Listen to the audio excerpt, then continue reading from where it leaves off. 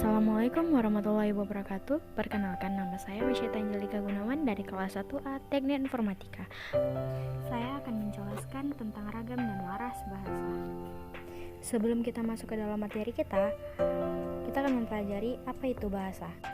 Dalam kamus KBBI, Kamus Besar Bahasa Indonesia, secara terminologi mengartikan bahasa sebagai sistem lambang bunyi yang arbitrer yang digunakan oleh anggota suatu masyarakat untuk bekerja sama, berinteraksi, dan mengidentifikasi diri.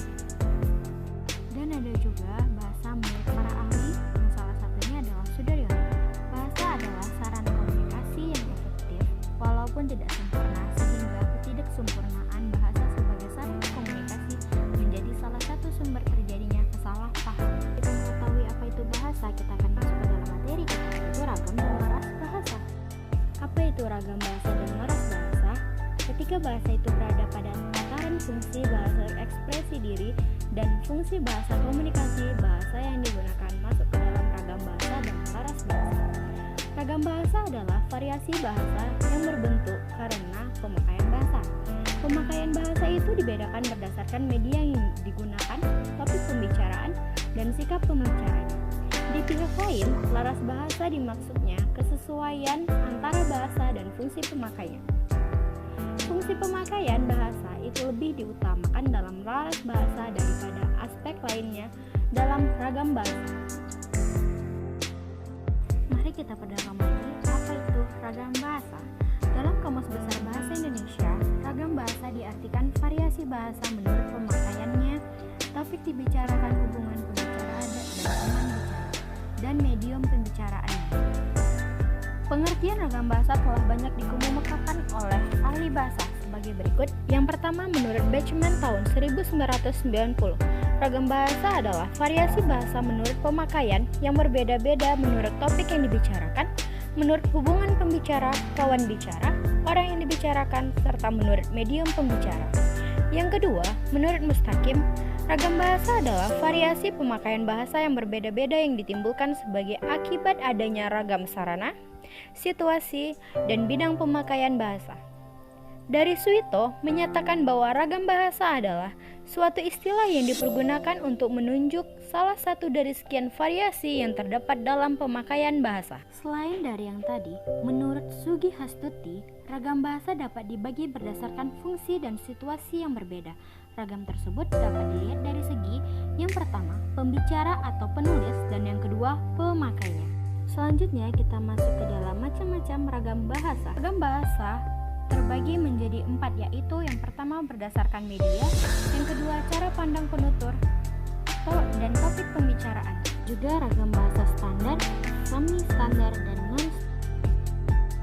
Pertama adalah ragam bahasa berdasarkan media. Ragam bahasa berdasarkan media terdiri dari ragam bahasa lisan dan ragam bahasa tulis. Ragam lisan adalah bahasa yang diujarkan oleh pemakai bahasa. Kita dapat menemukan ragam lisan yang standar, misalnya pada saat orang berpidato atau memberi sambutan. Bahasa yang dihasilkan melalui alat ucap atau organ of speech dengan fonem sebagai unsur dasar dinamakan ragam bahasa lisan. Dalam ragam bahasa lisan, kita berurusan dengan lafal.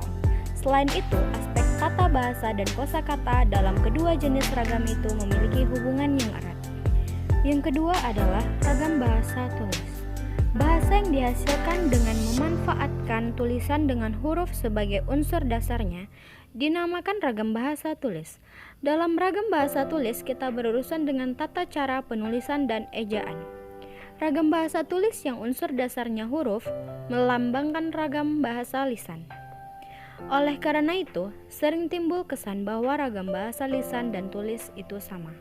Padahal kedua jenis ragam bahasa itu berkembang menjadi sistem bahasa yang memiliki seperangkat kaidah yang tidak identik benar walau ada pula kesamaannya.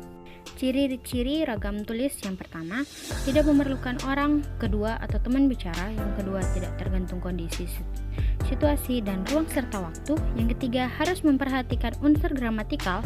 Yang keempat, berlangsung lambat. Yang kelima, selalu memakai alat bantu. Yang keenam, kesalahan tidak dapat langsung dikoreksi. Yang ketujuh, tidak dapat dibantu dengan gerak tubuh dan mimik muka, hanya terbantu dengan tanda baca. Perbedaan ragam bahasa lisan dan ragam bahasa tulis. Yang pertama, ragam bahasa lisan. Ragam bahasa lisan tidak baku. Yang kedua, kosakata lebih menekankan pilihan kata yang tidak baku. Yang ketiga, bentuk kata bahasa lisan cenderung tidak menggunakan imbuhan. Yang keempat, kalimat cenderung tanpa unsur yang lengkap seperti tanpa subjek, predikat, atau objek. Kejelasan kalimat dipengaruhi oleh unsur-unsur situasi kalimat ketika kalimat tersebut diucapkan. Isi kalimat dapat dimengerti tetapi struktur kalimatnya salah. Misalnya berupa anak kalimat, gabungan anak kalimat, tanpa subjek, dan tanpa predikat. Sedangkan dalam ragam bahasa tulisan, yang pertama, ragam ini menekankan penggunaan ragam bahasa baku, ejaan yang baku atau sesuai PUBI. Yang kedua, kosakata menekankan pilihan kata baku. Yang ketiga, bentuk kata bahasa tulis berimbuhan. Yang keempat, kalimat dalam ragam bahasa tulis lengkap secara gramatikal. Yang kedua adalah ragam bahasa berdasarkan latar belakang penutur.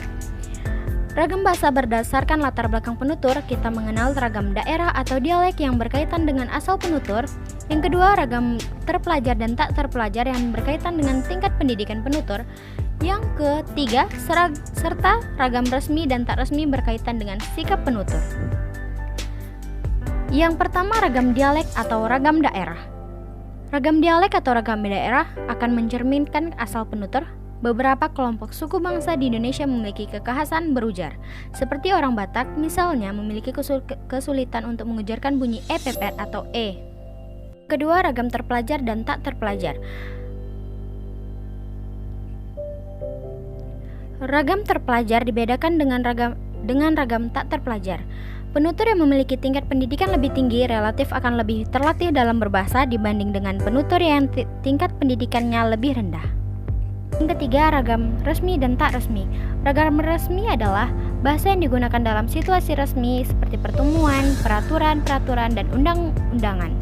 Ciri-ciri ragam bahasa resmi: yang pertama, menggunakan unsur gramatikal. Yang kedua, menggunakan imbuhan secara lengkap. Yang ketiga, menggunakan kata ganti resmi. Yang keempat, menggunakan kata baku. Yang kelima, menggunakan EYD. Dan yang keenam, menghindari unsur kedaerahan. Yang keempat adalah ragam tak resmi, adalah bahasa yang digunakan dalam situasi tak resmi seperti dalam pergaulan dan percakapan pribadi, seperti dalam Keraf 1991. Adalah ragam bahasa standar, semi standar, dan non standar. Bahasa ini memiliki sifat kemantapan berupa kaidah dan aturan tetap. Akan tetapi, kemantapan itu tidak bersifat kaku. Ragam standar tetap luas sehingga memungkinkan perubahan di bidang kosakata, peristilahan, serta mengizinkan perkembangan berbagai jenis laras yang dipergunakan dalam kehidupan modern. Alwi 1998. Selanjutnya kita masuk ke dalam laras bahasa. Laras bahasa merupakan suatu ragam bahasa yang digunakan untuk suatu tujuan atau pada konteks sosial tertentu. Laras bahasa menurut para ahli: yang pertama, Ure dan Ellis menganggap laras bahasa sebagai pola bahasa yang lazim digunakan mengikuti keadaan tertentu. Hal ini bermakna sesuatu situasi akan menentukan bentuk bahasa yang digunakan oleh pengguna bahasa itu dan pemilihannya berdasarkan konvensi sosial dan masing-masing. Yang kedua, dari Reid menyatakan seorang penutur dalam situasi berbeda-beda akan menggunakan laras mengikuti situasi sosial yang berlainan. Itulah istilah teknik untuk menyatakan perlakuan bahasa, linguistic behavior, seseorang individu.